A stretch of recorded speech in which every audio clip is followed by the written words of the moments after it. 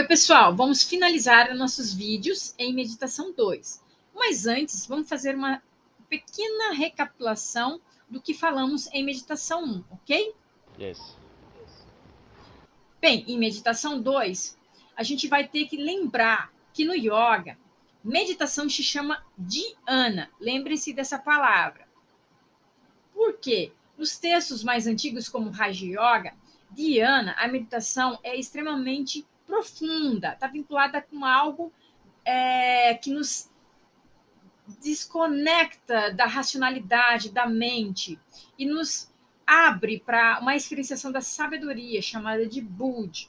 E esse processo, quando vai sendo apreciado, afinado, nos leva à experienciação da união, da integralidade, que é chamado de Samadhi. E Samadhi, quando mais aprofundado e experienciado, nos leva a o que realmente o yoga nos conecta em praticamente todos os caminhos iógicos, que é a libertação, a moksha, ao estado de libertação do todo, da dissociação, daquilo que nos separa do todo. Bem, significa então que a gente está falando de algo profundo quando a gente fala de meditação, ou seja, o corpo, os órgãos, os sentidos, sobretudo, estão em harmonia, não nos desestabilizam da experienciação de um complexo mental que está para além da compreensão ocidental de mente, porque manas, que é a mente, a racionalização, pensamentos, memórias, está estável. E aí, essa estabilidade também leva à não dualidade do ser, à sua crise de separação com o todo, por sua individualidade e personalidade. Neste momento, para nós, não é importante isso. Então, quando isso harmoniza, nós experienciamos a sabedoria, chamada de Budi. A experienciação da não intelectualidade na Budi nos leva, portanto, a abrir essa experienciação em dhyana, que é a meditação, tá? Então, a instabilidade corpórea dos órgãos dos sentidos e os próprios devanios da mente não nos atrapalham. No Hatha Yoga, isso é extremamente importante, porque a Budi ela coincide com o chakra chamado de Agnya Chakra, no centro da nossa testa, nessa compreensão dos sete chakras, tá? Mas o mais importante e relevante a gente lembrar é que no Hatha Yoga o corpo é palco de experimentos. Portanto, todas as posturas iógicas nos levam e nos convida à experienciação de recolhimento dos sentidos, da afinação da experiência sensorial, a experienciação do voltar para dentro, com as outras práticas anexas aí, como kriyas, mudras, bandas, e que também ficam extremamente potentes nas práticas de pranayamas.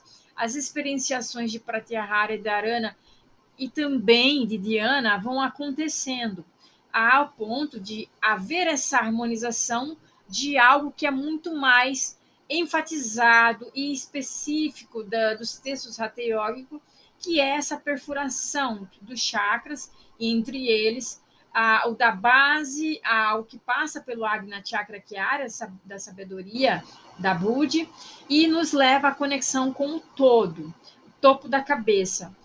Ou seja, também há uma harmonização, uma desobstrução dos canais, das nadis, né? E a emanação de uma energia que desperta da base do nosso corpo com essas práticas móveis, essas práticas de ritmação, de percepção de pulsos, de movimentos do ser, né? Que ao mesmo tempo está se conduzindo uma apreciação interna, estando em contato com as suas dificuldades, com as suas obstruções de prazer, e a partir desse processo está ocorrendo, portanto, dharana, processo de concentração, que é muito vinculada aos chamados sons místicos, que nada mais é do que esse recolhimento para ouvir o que há de sagrado dentro do corpo, este que é integrado com um todo fora, né? E aí a gente está falando de vários corpos e o êxtase é justamente apreciar Ananda Maya Kosha, o corpo da sabedoria, né? Vijnana Maya Kosha, que é o corpo justamente da sabedoria, né? E esses ventos que movimentam vão se ornamentando, se harmonizando. Um corpo vívido. Então, quando a gente traz essas compreensões, fica mais claro para a gente compreender a que ponto vocês vão experienciar ou estão experienciando meditação, entre aspas, tá? Quando vinculado o yoga com as ciências da saúde. Esse desenho já deixa um certo gostinho aí. Temos um monitor, né? Nós temos lá atrás uma academia. Essa pessoa, esse indivíduo, ele tem pinturas de alguma característica de uma tribo indiana, tá? De um iniciático indiano, vinculado ao mesmo tempo às folhagens das florestas. Temos os seus aparatos tradicionais de um lado, e do outro tem toda uma conexão com o horário, com a cronologia, o tempo Cronos do Ocidente. Monitor vinculado a algo que está vinculado à monitoração da pressão arterial, enquanto ele está em processo de meditação. Bem, justamente essa caricatura é para a gente levar a colocar o pé no chão na contemporaneidade, na modernidade, em que estamos sempre voltados para fora, né? E ao mesmo tempo a perceber pelos estudos que a nossa mente ela não é multitarefa, ou seja, ela não consegue focar quando ela está em modo default, né? Ela se distrai. Uma coisa de cada vez, ou seja, se organizar no meio do caos, nos leva a uma mente focada, tá? Saindo também do ideal, né? A gente vai ter que reconhecer que nós, no nosso dia a dia, tudo é um caos mesmo. E a meditação justamente nos convida a desfazer essa noção de uma mente multitarefa. Isso é uma falácia, né? E aí, quando a gente observa o básico da meditação, o que há em comum entre elas, e depois a gente foca no Hatha Yoga, nas meditações yógicas, sobretudo no Hatha Yoga, é que há um direcionamento para um foco, para a respiração, para algo que fica continuamente ali como uma apreciação, o corpo, uma sensação, perceber a divagação, notar, sentir a divagação no corpo, na mente, ter consciência ampliada aí. Esse processo justamente é vinculado a dharana, tá? Esse processo ainda da mente, a gente não está falando de uma consciência espiritual, e que nos leva a um retorno do foco. E essa apreciação vai delongando, que nos leva ao estado de mindfulness, né? Ao estado de atenção plena, concentrada. Não gosto muito da palavra de atenção plena, porque o caos também nos leva a motivar uma atenção também, tá? E aí, o que vem acontecendo internacionalmente? A gente vai ficar nesse jogo do internacional e também do nacional. Pesquisas lá na década do início dos anos de 1924, né, 1922, do século passado, né, Swami Vivekananda foi um dos primeiros dentro da própria Índia, trazer experienciações que pudessem ser comprovadas a potencialidade médica, terapêutica do yoga para o mundo da área da saúde, digamos assim, da ciência, né? Por meio de alguns aparatos rudimentares. O Joseph Walter traz nesse livro várias descrições, os embates, as tensões do que é proposto pela ciência e o que é proposto pelo yoga, né? São campos totalmente distintos aí, e é desafiador E ele traz de uma forma bastante singular, né, essa possibilidade de se fazer ciência. E diversas práticas do yoga, do Hatha Yoga, do yoga como um todo, foi experienciado por ele. Tá? Esse outro livro vai trazendo um pouco mais de detalhes da biografia dele. E no campo da meditação, ele notou que é algo que se pode se beneficiar para o indivíduo, mas para um coletivo, né? Para terapeuticamente controlar o estresse. Essa noção de aula no coletivo, em sala, é mais ou menos nesse período. Ele e outros professores, né? Foram uma experiência de uma forma mais coletiva para popularizar, digamos assim, as práticas, né, nesse tempo que é vinculado ao Ocidente. Ele iniciou, então, pesquisas científicas lá em 1920, né? Publicou uma revista chamada Mimansa, um periódico, em que as revistas continuamente, a partir da sua palavra, só iria, a partir de 1924, né? A trazer informações vinculadas ao que é experienciado na clínica ou em laboratório. Jamais outra coisa estaria ali incluído nesse periódico, Mimansa.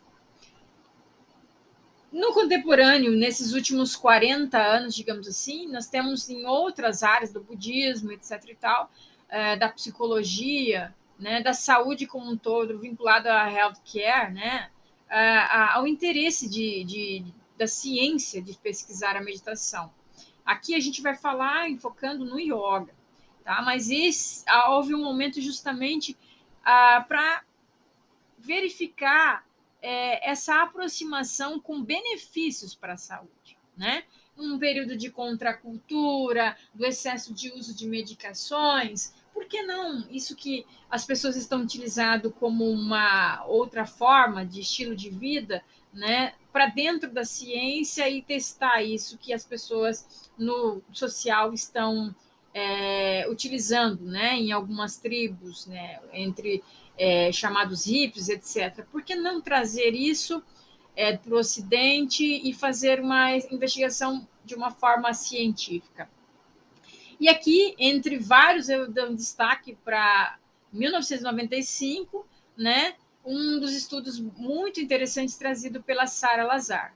A Sara Lazar é uma neurocientista muito respeitada, que iniciou como praticante de yoga, que foi lá no estúdio de yoga, procurou um professor para apenas alongar, porque ela se machucava com muita frequência nas práticas de corrida. E, de repente, ela se viu ali percebendo aquilo que o professor dela falava: olha, você vai se acalmar, você vai ter experiências de autocompaixão, compassividade. Ela só queria alongar. E depois ela se percebeu calma, ficou curiosa, quis estudar e nunca mais parou de estudar as práticas meditativas, sobretudo o yoga, tá? E é uma coincidência que em 1995 aí já estavam começando esses processos das novas tecnologias, da neuroimagem, né? Que agora é muito mais nítido, muito mais potente, né? E nos traz uma nova cartografia, digamos aí, daquilo que já existia, das experienciações milenares tradicionais, mas agora para o universo do laboratório, para as bancadas universitárias, né? Para uma leitura científica, né? E que ela vai perceber que há justamente alterações da funcionalidade, da estrutura, da espessamento, inclusive do córtex cerebral, né, que está vinculado com a atenção, com a memória, com todo esse processo do ser enquanto racional melhorado por conta de processos meditativos. E depois eu vou deixar para vocês o link da conversa dela, práticas de 40 a 1 hora de yoga, o processo meditativo do yoga, sobretudo, leva realmente a essa experienciação de alteração cerebral, tá? Então, veja bem como é a história, né? Eu entrei mais ou menos nesse sentido, queria no sentido dela não de alongar, mas de acalmar, e aí veio essa curiosidade pela prática vinculada com o corpo, né? Por que não com o corpo, já que eu sou, digamos, de uma área da saúde, né? Mas não especificamente ficar presa porque eu sou da saúde, mas justamente por essa curiosidade de alguém que era aluna e que passa depois a querer estudar. E aí, nesse processo, também a gente tem que ressaltar que temos estudiosos brasileiros, né?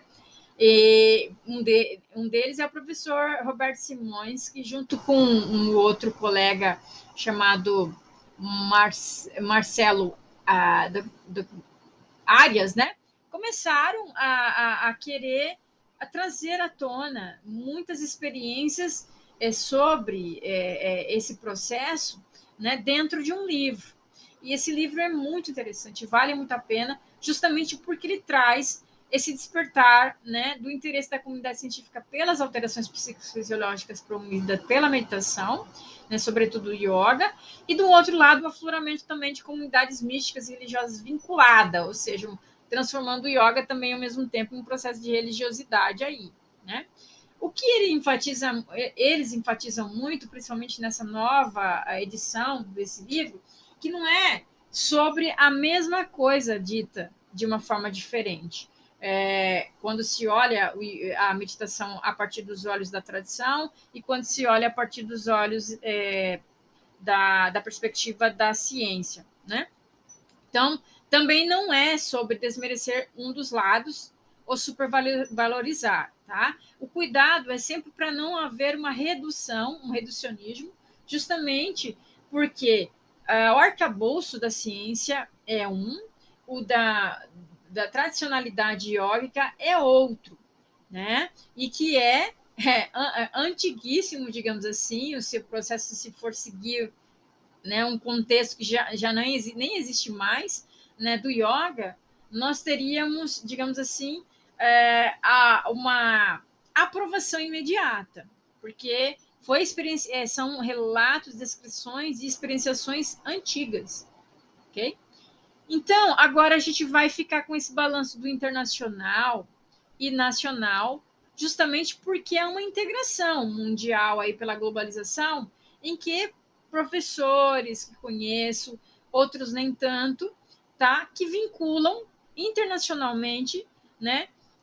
Trazendo então Brasil, mundo numa uma conexão muito mais potente, né, de criações de pontes, de redes aí, em que há diversos livros, e aqui eu destaco alguns apenas que trazem, né, um arcabouço do yoga como uma prática terapêutica vinculada à área da saúde, né, e que o que se percebe, essas conexões buscam um certo consenso.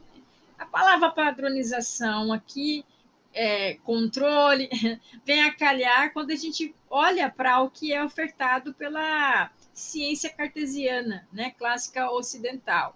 Então, é desafiador a gente trazer, e vai ser desafiador para muito, infinitamente muito tempo, praticamente, porque são arcabouços distintos, né? Mas o que é importante para nós ter uma crítica a partir do que vem à tona das pesquisas é justamente o bom senso, né? Olha, mindfulness, atenção plena, está vinculado no yoga, por exemplo, com dharana, né? Vai depender de como se pratica, né? A âncora de escolha, o direcionamento, essa prática está vinculada com qual tipo de yoga, né? Porque nós temos diversos yogas aí. Aqui a ideia é trazer um pouco do Hatha Yoga, né? Moderno, né? E com releituras dos textos tradicionais. Olha, a meditação avançada no yoga é dhyana, né? Terapeuticamente, a atenção, né? E a especificação para o público-alvo é necessária. É necessário reconhecer a importância de um acompanhamento por um professor, por um terapeuta, né, iógico, para alcançar, até o praticante alcançar, ou o paciente o usuário da prática, né, alcançar essa autonomia, é necessário. Então, esses alertas, né, cuidadosos a partir do yoga vinculado com a área da saúde é justamente nesse sentido, até para potencializar aquele que é professor de yoga, né? Para não ficar caindo nas falácias, yoga é bom para isso, bom para aquilo, mas teoricamente não está vinculado a experienciações científicas, né? E às vezes nem vinculada a uma experienciação textual tradicional pelo professor, né? Vamos atentar àquilo que se experiencia, né? A Salazar teve interesse no yoga, como assim muitos outros professores que eu vou citando aqui são ou professores de yoga ou são praticantes de yoga. Então, há uma curiosidade, há um despertar curioso aí que é evidente, que emana da experiência, daquele momento da prática. Né? Opa, isso aqui me deu um start, me virou a chave. Algo diferente aconteceu aqui, estou diferente. Então, né, esse livro, por exemplo, ele traz muito a ênfase do pranayama, e a gente tem que realçar aqui, mesmo na prática meditativa, porque a gente está falando do corpo no Hatha Yoga, é extremamente importante, dos corpos no Hatha Yoga, e aí, sobretudo aqui, nesse momento, né, esse corpo do prazer, o corpo sensível, das sensações, o corpo que é alimentado, o corpo que transmite energia sutil, pranayama, pranamaya kocha, manas, é atingido por esses dois corpos iniciais, o ananda maya kocha, né, que é o corpo físico, o corpo do alimento, né? Então, por quê? Se a gente vai para a ciência, o que se descobriu é que há uma relação muito íntima do sistema nervoso com a nossa respiração, e as técnicas do pranayama não está vinculado só ao ar como objeto, mas a toda uma sensação que vibra no corpo, né, na musculatura, na estrutura, e que transcende, digamos assim, a uma experiência, transborda, melhor dizendo, uma experiência de ar que entra e sai pelos pulmões, né? Mas nós temos um acionamento do sistema nervoso autônomo que pode ser manipulado a partir da respiração, e isso vai decair numa alteração do estado emocional, porque o sistema autônomo tem uma vinculação muito grande, íntima, com as emoções. Então, ele nos permite gerenciar as emoções, certo? Então, também é importante isso no processo meditativo do Hatha Yoga, né? Até porque a meditação também requer uma atenção, porque perante a praticantes com diagnóstico ou sintomatologias de ansiedade e depressão, né? Em momentos de crise aguda, sugere-se que não se pratique meditação, até não tem. É bom senso isso, né? Então, a prática não vai ser bem quista. Talvez práticas e introdução de técnicas pranayâmicas fosse muito mais bem aconselhado, né? Ferramentas meditativas e pranayamas, elas a longo prazo, médio a longo prazo, progressivamente, ela tem alterações quase que de imediata, mediana e longo prazo, e que mantém uma aprendizagem, né, corpóreo-mental, né, que leva a essa sensação de bem-estar. E também a apreciação de resiliência perante aquilo que emerge, não tão bem agradável, né? Então, o que essas práticas dentro desses artigos, né, desse compêndio, ele traz, é considerar a singularidade, né, para poder, digamos assim, potencializar uma prática. Por isso é importante a avaliação física e mental, verificar se o praticante tem um acompanhamento de algum profissional da saúde mental, né, faz algum tipo de uso de medicação que possa alterar o estado de consciência. Tudo isso é de grande relevância no processo, né? E quando a gente fala desse processo meditativo, também, em muitos momentos, a gente traz a vinculação com o relaxamento, né? Que é distinto o processo de meditação de um relaxamento profundo, né? Mas, sobretudo, porque após meditar, o processo meditativo, o relaxamento, o próprio processo de relaxamento é interessante ter em mente de que ele não é para qualquer pessoa, né? Há pessoas que têm uma certa intolerância, né? A sintomatologia depressiva, né? Alguns estados de alguns diagnósticos aí psiquiátricos, né? O de sofrimento mental mais que tem certa peculiaridade. Então, justamente porque essa prudência é por ter que saber que a mente ela fica ativa ainda. Então, pode emergir algumas experiências que não a pessoa nesses estados, nesse processo, talvez não tenha ganhos, né? E sim pode até prejudicar esse processo de lidar com o seu estado mental. Né? Então, por isso é gradativo. É o como a gente insere as práticas. O livro ele fala a todo instante, né? A depender do profissional, de como se aborda, todas as práticas podem contribuir, mas é sentir esse paciente, esse usuário, né? Esse praticante, né? E o próprio praticante vai ganhando autonomia, que a prática pode ou não fazer bem a ele, né? Então, sempre importante esse cuidado do preparatório, né? Tudo o que a gente já falou antes é extremamente importante para sentir esse processo de apreciar de forma mais potente e autonômica da prática meditativa do Hatha Yoga. O professor Danilo Santaella, né? Ele está e outros brasileiros, né? Por isso esse jogo do Internacional Nacional está integrado a diversos estudos, e aí neste compêndio, né, que está cada capítulo há um artigo, ele traz lá um sobre a perspectiva, a neurobiologia da prática de yoga.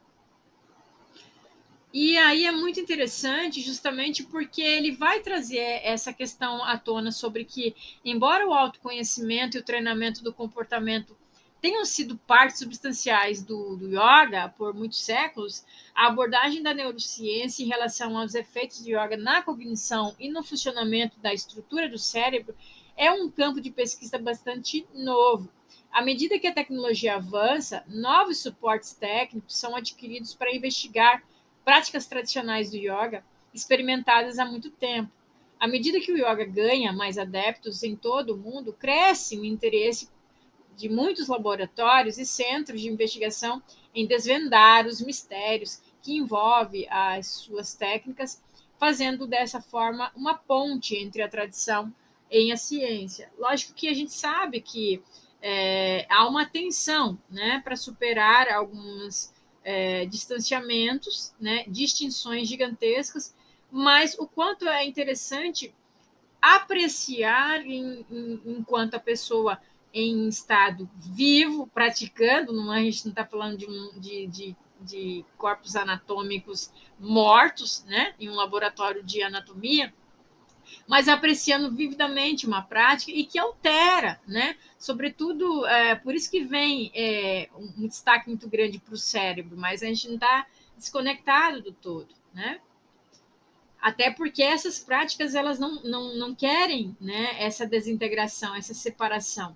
Ainda que a nossa ciência seja disso, de mensurar, de separar, de em locos, em um momento, buscar algo que possa ser replicável, né?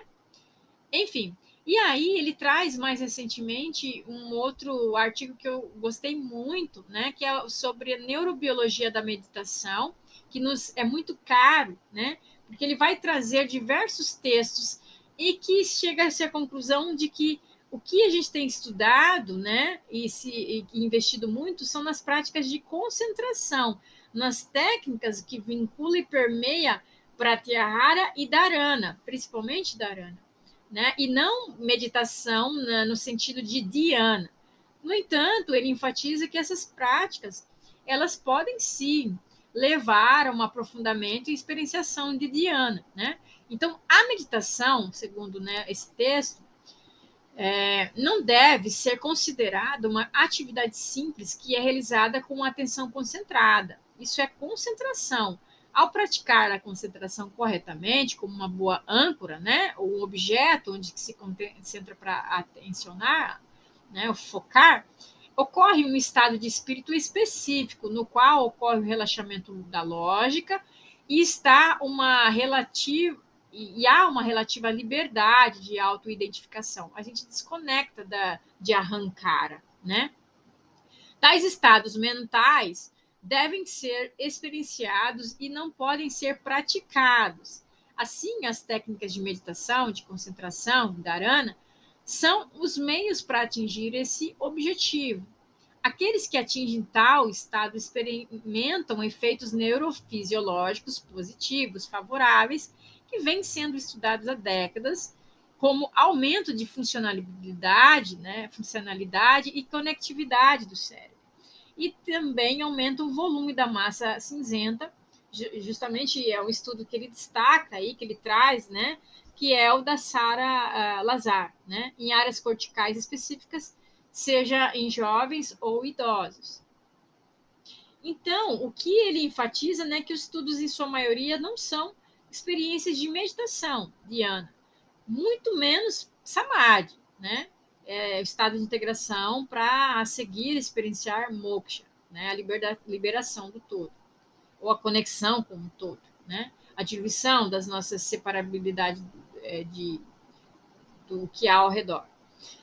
No entanto, podem, por meio da utilização de técnicas e práticas, né, ancorar a atenção e o que vai propiciar experiências meditativas mais profundas.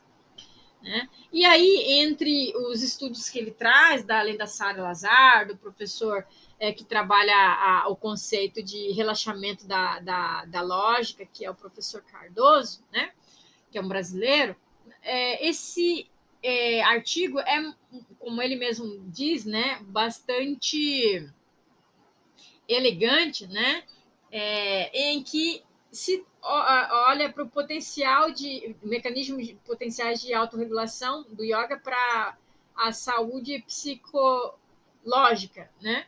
E que a gente aprende muito ao longo desse texto, né?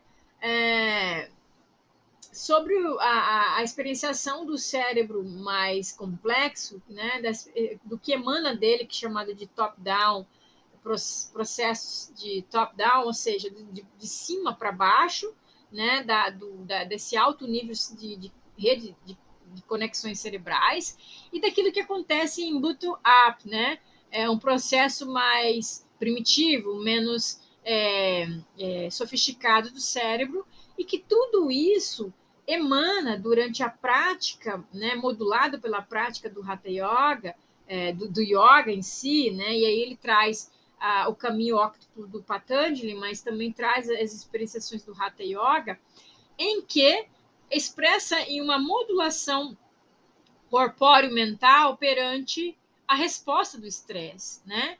Então, há uma alteração a nível pró-social, de um comportamental, de bem-estar físico, psicológico, físico, né? E metasensorial também, né? Ou seja, além de músculo esquelético. Quando a gente fala do metacognitivo, é essa autoapreciação interoceptiva, proprioceptiva que está nos livros do professor Bowley, está no livro da professora Camila Varkapika e de outros professores e N pesquisadores, tá? E esse em específico justamente é trazido por mim, porque ele traz de forma elegante, né, essa estrutura desse gráfico, né? E, como é apontado aqui do lado, muito bem visualizado e citado também, tá? Se você for lá na Frontiers, no periódico da revista, né, de origem, você vai perceber lá que ele é muito bem citado, tá? No mundo todo. E aí, o que ele fala, né, o professor Consciência que traz as suas pesquisas sobre mindfulness, né, ou seja, sobre atenção plena, de uma forma geral, com as práticas meditativas, ele vai trazendo, né, mapeamento, que hoje nós temos esse poder, né, com a neuroimagem, de olhar onde é alterado, potencializado, né, inibido ou ativado, né, enquanto se medita, né? E ínsula é essa apreciação, digamos assim, depois de uma melhora na tomada de decisões, né? A amígdala, ou seja, inibições das reatividades, a área executiva vinculada ao córtex pré-frontal das habilidades diárias de escritórios, de habilidades de argumentação, de arguição, né? Muito mais desenvolvidas, digamos assim, afinadas naqueles que praticam meditação. Eu gosto muito desse livro, que além de ser muito recente, da professora Camila Vorkapik, é que ele traz a mensagem do yoga, né? Ela tem uma nítida experienciação com o budismo e com a neurociência, porque ela é uma neurocientista, né? Mas ela traz o yoga, sobretudo essa conexão mente-corpo a partir do Hatha Yoga, das experiências com o Hatha Yoga, de uma forma muito coerente, né? Trazendo o enfoque dos trechos tradicionais, o que emergem deles, né, sobretudo com o ênfase das potencialidades dos asanas, pranayamas, e o quanto esses levam ao processo de experiências meditativas, e justamente porque ela traz, né, essa conexão que a gente tem interesse enquanto trazer para vocês, estudantes da área da saúde, apreciar e ampliar a consciência corporal, né? Que lá atrás já o William James trazia, que o corpo é o palco das emoções. Então, os estudos que a professora Camila Vorkapik traz, ela vai trazer a meditação a partir da compreensão do Hatha Yoga, né? Mostrando, evidenciando a relevância da meditação vinculada a todo esse processo de preparação corpórea para justamente manipular, né, aquilo que é mais caro e possível, e mais possível da gente chegar e harmonizar a mente, que é o corpo apreciado e manipulado por meio da respiração e do próprio corpo, né?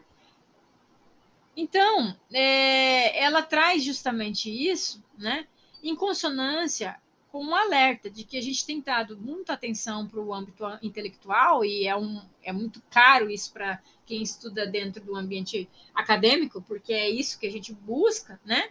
Mas essas práticas nos dão esse entremeio, essa pausa, para a gente ter uma atenção, né, às sensações corporais, sensoriais, né, para justamente ter essa proximidade com o que pensamos e o quanto a mente nos influencia, né? E quando a gente parte do corpo, isso fica muito mais faz muito mais sentido, digamos assim, né? A perceber a agitação mental, né? A instabilidade da nossa respiração, né? Essa desconexão com o nosso ser corpóreo interno, né?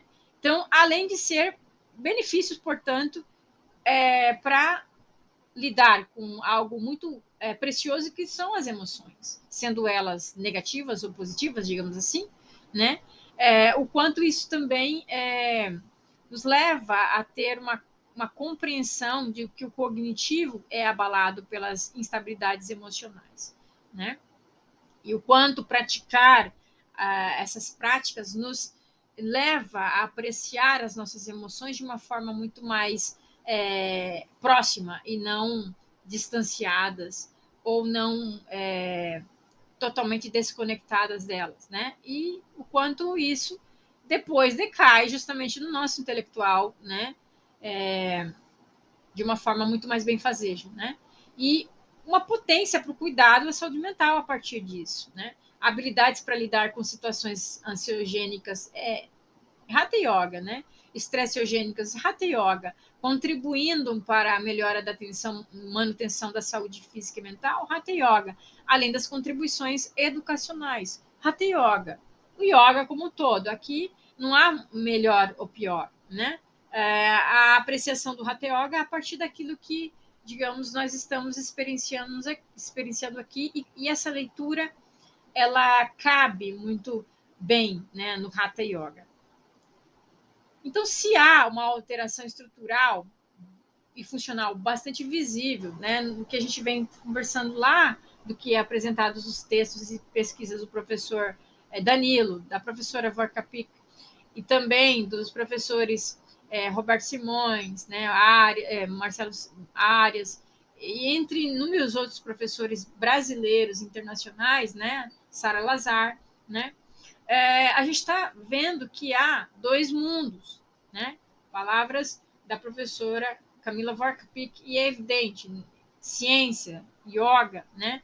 Tradições e ciência, né? O que nos resta é, a partir, digamos, do yoga, abordar com sabedoria esse diálogo que é tenso, na maioria das vezes, mas também nos proporciona muitos ganhos, né? De autoexperienciação. Então, é o como trazer à baila, trazer essas experiências, né, que nos interessa, essas práticas para experienciar algo que é o que nos interessa. Então, é incentivar as experiências. Se a pessoa, o indivíduo, tem uma tendência a buscar isso como uma religiosidade, uma espiritualidade, é a partir das experiências que ele está cultivando, está vindo à tona os acontecimentos a partir das suas práticas. Se é de uma forma mais laica, né, de uma forma mais científica, para os seus ganhos intelectuais, são as experiências dessa pessoa, né? Então, cabe o professor trazer criticamente, reflexivamente, e oportunizar espaços para essas experiências, né? E deixar fluir em cada indivíduo e nesses coletivos que estão experienciando o yoga, né? O que há e que pode transbordar o que está no texto, o que o próprio professor experiencia, né? Porque, em sua maioria, né, o que engloba posturas, as práticas respiratórias, relaxamento e a meditação, e daí, ainda no âmbito para iniciante Dharana, Pratyahara, ou mais profundas Dhyana, Samadhi, e todas as experienciações do yoga, né, o que percebe é uma alteração, né, a nível corpóreo, né, performance desse ser mesmo, né, e as suas sensibilidades, né, coordenação, equilíbrio, consciência de si, né, uma alta eficiência, flexibilidade, força, alto processo de regular a emoção, lidar com estresse, e experienciar uma resiliência diante do sofrimento, equanimidade, né? E também despertar para a atenção plena, né? Concentração, metacognição, que é essa apreciação interoceptiva, interoceptiva, vice-receptiva, proprioceptiva, né? E isso também pode ser uma porta para a experienciação da espiritualidade, né? Do fluxo de algo que eu não gosto nem de trazer a palavra transcendência, mas que transborda a forma e que te deixa em estado de êxtase, de prazer, de alegria, né? Não vinculada a um objeto necessariamente, mas é justamente desprendimento desses objetos, de uma desidentificação com aquilo que faz sofrer, né? Mas sem, digamos assim, ignorar, né? E de uma forma geral, né? Aumento de uma saúde mental e física, performance física, regulação emocional e do estresse, despertar da consciência, metacognição, né? Muito evidente. E para nós é de grande ganho, né, estudar e ter trazido esse projeto para vocês, que é ainda uma sementinha, mas que já, né, conseguimos disseminar entre vocês e vocês falarem sobre isso, a gente conseguir desenvolver outras atividades e ações a partir disso, é essa articulação que veio por trás, né? No âmbito universitário, a gente está lidando com comunidade, com o indivíduo, com a singularidade do indivíduo, mas é de coletivos. Nossa prática é integrada ao final. Nós olhamos uns para os outros, nós agradecemos pela prática. E por trás dela, nós estamos dentro de uma universidade pública, acionando políticas das práticas integrativas, onde abarca o yoga desde 2017, né, como uma prática regularizada no Sistema Único e acionada pelo Sistema Único de Saúde, requerida como um direito pelo cidadão que tem consciência de acionar a saúde pública. E que dentro da universidade vem se fortalecendo a partir das UPS, que são as universidades promotoras de saúde, que tiveram seu start lá atrás pela Carta de Okanagan, né? E tudo isso está em confluência com a OPAS, que é a Organização Pan-Americana de Saúde, com a OMS, a Organização Mundial de Saúde das Américas, né? E que, quando a gente fala de saúde mental, né, e assistência aos alunos, a gente aciona as noções de assistência estudantil, né, que é todo um arcabouço complexo para que esse aluno flua e seja bem sucedido. E aí, não só intelectualmente, a gente tem esse cuidado emocional, mental aqui, essa é a oportunidade de abarcar o mental, o emocional, para ampliar as ações de cuidado à saúde mental dos alunos, do coletivo, da comunidade universitária, né? E isso também nos leva a acionar a compreensão de rede de atenção psicossocial, né? Que tem essa noção essa noção antimanicomial, essa noção do coletivo, do singular, da responsabilidade, mas sobretudo corresponsabilidade, a autonomia, né? A compreensão de sofrimento e não taxar uma pessoa com um diagnóstico especificamente e ele ficar só vinculado a uma doença. Então, a gente está falando de uma saúde mental de nível mundial brasileira em prol do coletivo universitário, né? Então, é com muita alegria, né, que o que nós trouxemos para vocês é esse start de todo um arcabouço do yoga e que a gente pratica de uma forma muito carinhosa dharana, concentração, e para deixar claro para vocês que há uma fruição aí da vida que é a sua maneira, de acordo com a sua singularidade de um coletivo, e nisso buscar um silêncio, né, dentro de si, sem buscar por uma lógica, sem se preocupar com uma lógica, deixar ouvir-se, se sentir, né, deixar ouvir o que ecoa, o que flui de e em si próprio, né, o que ecoa no coletivo, né, é experienciar essa gratidão pela experiência do viver, do que nos afeta, o que afeta cada um de vocês, e deixar ir o que é preciso deixar ir, experienciar o prazer que emana das práticas e o que há de rastros, de vestígios que ficam de aprendizagens, ainda que sejam momentâneos, né? E, sobretudo, compreender nessas experienciações, né, ou sentir, melhor do que compreender, que somos uno, somos Atma, né? Somos algo que está vinculado com o todo, ainda que haja nisso apenas a apresentação modesta de uma prática inicial, né? Mas é um cultivo do experienciar aí, né?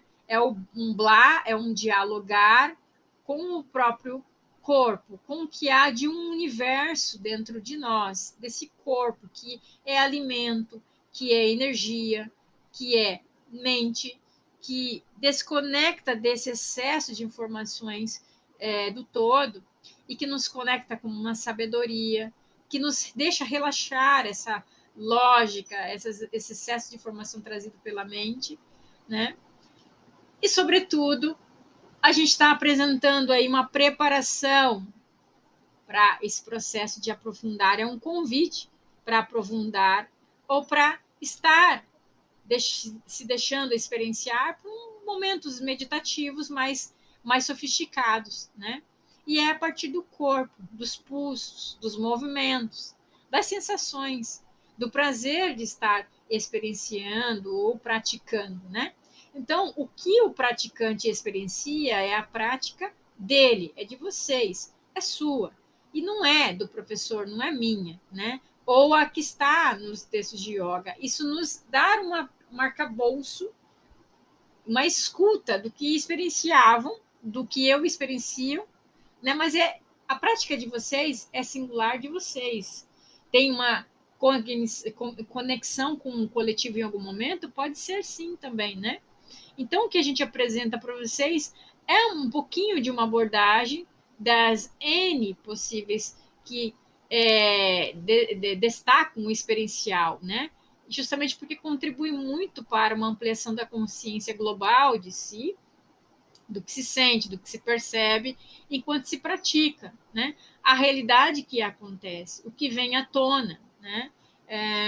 Diante do que estamos sendo, do que você está sendo. Então é isso. Ficamos por aqui. Namastê. Deixo essa última frase do criador da bioenergética, que também experienciou yoga, né? Alexander Lowen. Estar cheio de vida é respirar profundamente, mover-se livremente e sentir com intensidade. Muito obrigada a todos os professores que vieram antes de mim, a todos vocês que praticaram. Eu agradeço por esse momento estar praticando, estudando yoga e aberta para o que está sendo, para sentir o que pode ser e vir. Gratidão